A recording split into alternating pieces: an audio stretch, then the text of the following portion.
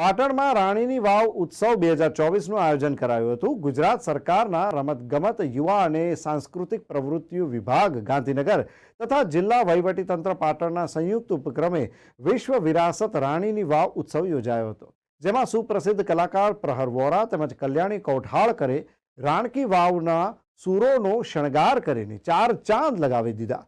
સુરોમાં રંગાઈ હતી રાણીની વાવ અને રાણકી વાવ ઉત્સવના 2 દિવસીય કાર્યક્રમમાં પાટણ શહેરની પ્રજાનું ભરપૂર મનોરંજન કરવામાં આવ્યું.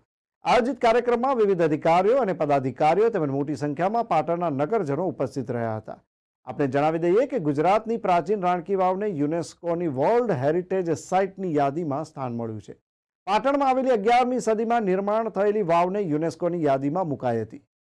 અણહિલવાડ પાટણના સોલંકી વંશના સ્થાપક મૂળરાજ સોલંકીના પુત્ર ભીમદેવ પહેલાની પત્ની અને જૂનાગઢના ચુડાસમા વંશના રાજા રાખેંગારના પુત્રી રાણી ઉદયમતીએ 11મી સદીના અંતિમ ચતુર્થાંશમાં પ્રજા માટે પાણીની વ્યવસ્થા ઊભી કરવાના હેતુ વાવનું નિર્માણ કરાવ્યું હતું.